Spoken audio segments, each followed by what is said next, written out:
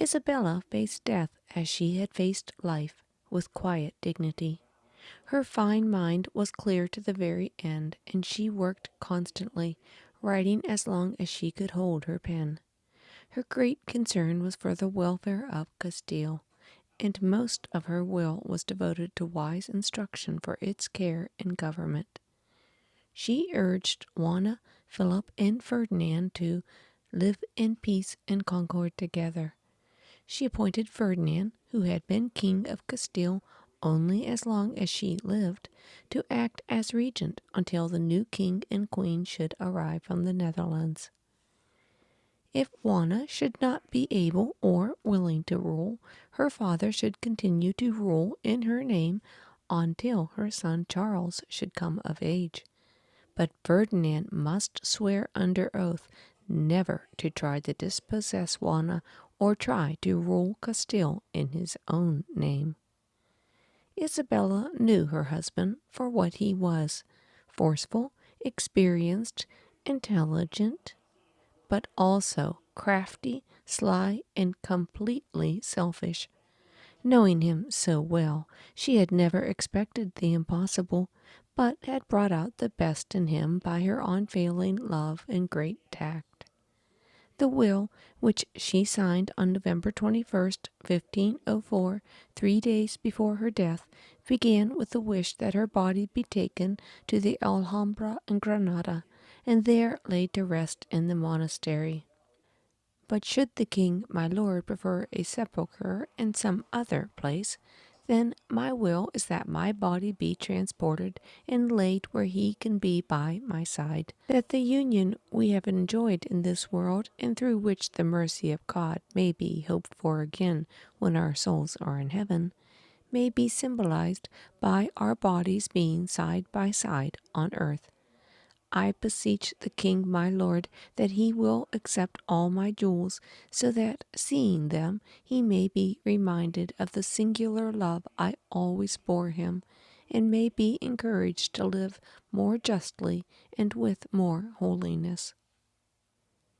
Scarcely had the queen drawn her last breath than the unholy struggle for power was on between Ferdinand and Philip, with no regard for Juana, who was soon to be betrayed by them both.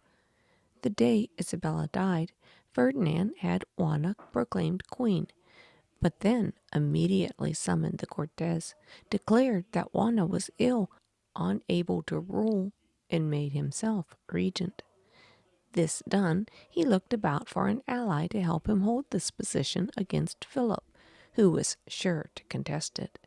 He hit upon his long-hated enemy, the King of France, and lured Louis XII into the bargain by promising to help him conquer Naples. The bargain was sealed by a marriage, the marriage in 1505 between Ferdinand and Germaine, a young niece of the French king. The news of this unseemly marriage caused a flurry of speculation in the Netherlands as to what Ferdinand was up to. Philip the Handsome decided to hurry to Spain at once and be proclaimed king. He would have preferred to go without Juana, but since it was her throne, not his, he had to take her along. They had to risk a winter voyage, since Louis XII had been forced by Ferdinand to block their passage through France. Philip set forth with 2,000 soldiers and a fleet of 40 ships. As might be expected, they struck a bad storm in the Channel and were blown into England. It was spring of 1506 before they landed in Spain. There they received an enthusiastic welcome from nobles who flocked to greet them in great numbers and for various reasons. Most were naturally loyal to Juana as their rightful queen. Many had been well bribed by Philip to support him, and all had turned against Ferdinand for his untimely remarriage.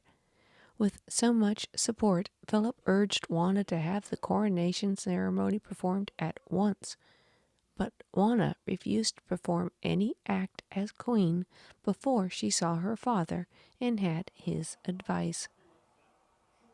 Ferdinand, who saw that he could not oppose Philip, without support of the nobles, changed his tactics and invited his son-in-law to a friendly meeting, put an arm around his shoulder like a good father, and had him agree upon one thing: that Juana should never be allowed to rule.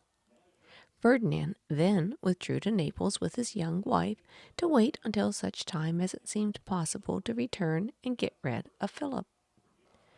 Philip and Juana remained in Valladolid. During all this time, Juana had not been allowed to see or talk to her father. She had no idea that both he and Philip were spreading the word that she was out of her mind, unable to be queen. One of the nobles who doubted this forced his way in to see Juana, found her sitting alone in a room with the curtains drawn. After talking with her for 10 hours, he warned Philip that he would fight every effort to have Juana judged unbalanced.